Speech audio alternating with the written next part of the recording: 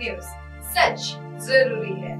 यह है MNS news network और आप देख रहे हैं MNS न्यूज टीवी। मैं हूं आपके साथ सोनल। तो आइए देखते हैं आज कुछ खास खबर। अमित शाह ने महाराष्ट्र कैबिनेट से शिवसेना के 4 मंत्रियों को हटाने को कहा। संजय राउत ने किया बड़ा दावा। संजय राउत शिवसेना बीजेपी के गठबंधन वाली सरकार बनने के बाद से ही दोनों पार्टियों पर हमलावर है। अब उन्होंने महाराष्ट्र में कैबिनेट विस्तार पर बड़ा दावा किया है। शिवसेना नेता संजय राउत ने शुक्रवार को महाराष्ट्र कैबिनेट में बदलाव को लेकर बड़ा दावा किया है। हालांकि उनके दावे को सीएम एकनाथ शिंदे के नेतृत्व वाली शिवसेना ने खारिज कर दिया है। दरअसल संजय राउत का कहना है कि केंद्रीय गृह मंत्री अमित शाह ने महाराष्ट्र के सीएम एकनाथ शिंदे से शिवसेना के 4 प्रमुख मंत्रियों को हटाने को कहा है। संजय राउत ने शुक्रवार को पत्रकारों से कहा कि राज्य में लंबे समय से अपेक्षित मंत्रिमंडल विस्तार को लेकर राजनीतिक विस्फोट होगा। उन्होंने कहा, अमित शाह ने कैबिनेट में बदलाव के लिए मुख्यमंत्री को कुछ निर्देश दिए हैं। संजय राउत ने दावा किया कि अमित शाह ने निर्देश दिया है कि कैबिनेट विस्तार होने पर शिंदे गुट के प्रमुख 4 मंत्रियों को हटा दिया जाए। मुझे ऐसी जानकारी मिली है। उधर सत्तारूढ़ शिवसेना का कहना है कि संजय राउत बेवजह दूसरों के मामले में दखल दे रहे हैं। पिछले 11 महीनों से एकनाथ शिंदे, देवेंद्र फडणवीस कैबिनेट में अपने 19 सहयोगियों के साथ मिलकर राज्य चला रहे हैं। अब जल्द ही इस मंत्रिमंडल का विस्तार होने जा रहा है। सूत्र के मुताबिक राज्य में मंत्रिमंडल का विस्तार छोटा होगा। शिंदे फडणवीस को दिल्ली से ही इस तरह के ऑर्डर दिए गए हैं। कैबिनेट विस्तार में बीजेपी के 6 और शिवसेना के 4 सदस्यों को सीटें मिल सकती है। बीजेपी के 4 कैबिनेट मंत्री और उनमें से 2 के राज्य मंत्री बनाए जाने की संभावना है और शिवसेना से 2 कैबिनेट मंत्री और 2 राज्य मंत्री बनाए जा सकते हैं। हालांकि ऐसा दावा भी किया जा रहा है कि बाकी के 13 खाली मंत्री पद अक्टूबर-नवंबर के बीच भरे जा सकते हैं। बता दें कि शिवसेना के नए धड़े की शुरुआत के बाद पिछले साल महाराष्ट्र में जून महीने में शिंदे फडणवीस सरकार बनी थी। आइए बढ़ते हैं अगली खबर की तरफ। जान से मारने की धमकी मिलने पर बोले शरद पवार, मुझे पुलिस की क्षमताओं पर पूरा भरोसा। महाविकास आघाड़ी के घटक दलों के नेता एनसीपी प्रमुख शरद पवार और शिवसेना यूबीटे नेता संजय राउत को जान से मारने की धमकी मिलने के बाद महाराष्ट्र की राजनीति गर्मा गई है।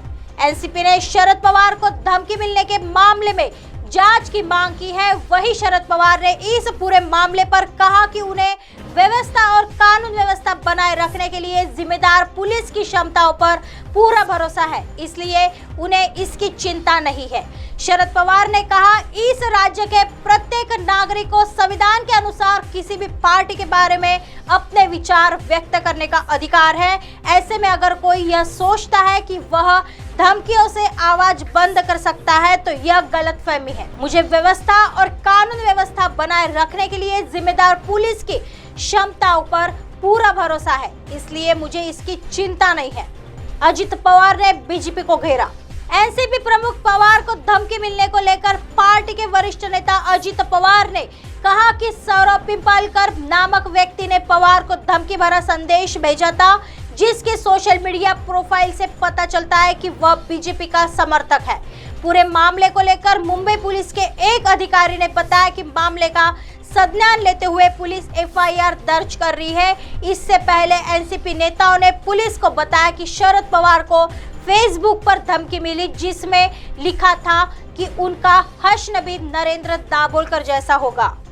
संजय राउत को भी मिली गोली मारने की धमकी। शरद पवार के बाद शिवसेना यूबीटे नेता संजय राउत को भी गोली मारने की धमकी मिली है। 9 जून की सुबह संजय राउत के विधायक भाई सुनील राउत के फोन पर एक अज्ञात शख्स का कॉल आया, जिसने संजय राउत को गोली से उड़ाने की धमकी दी है।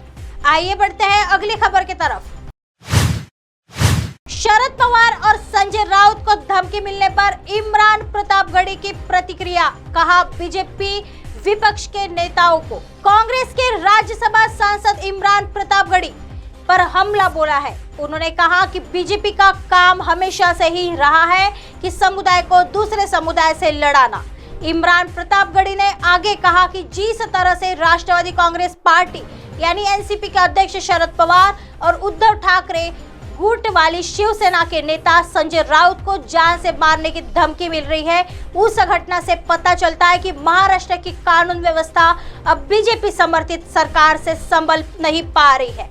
इमरान प्रतापगढ़ी ने कहा कि ऐसी घटनाओं से यह पता चलता है कि बीजेपी विपक्ष के नेताओं को डराना चाहती है। महाराष्ट्र में कानून व्यवस्था पूरी तरह से विफल है। उन्होंने महाराष्ट्र के डिप्टी सीएम देवेंद्र फडणवीस पर निशाना साधते हुए कहा कि उनके राज्य की कानून व्यवस्था संभल नहीं रही है। बता दें कि इमरान प्रतापगढ़ी महाराष्ट्र से ही कांग्रेस के सांसद हैं।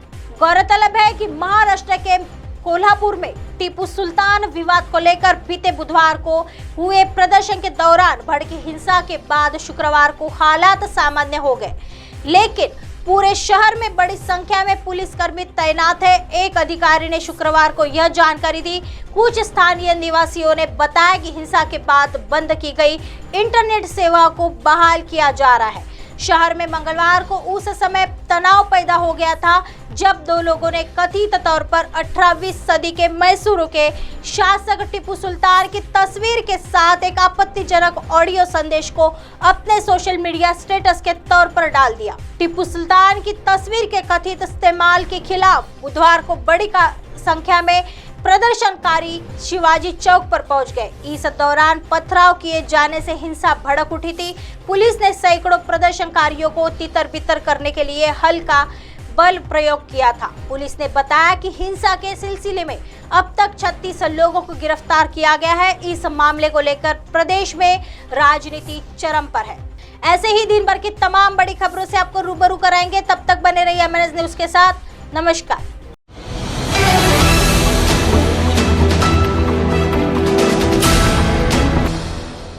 ये है एमएनएस न्यूज नेटवर्क और आप देख रहे हैं एमएनएस न्यूज।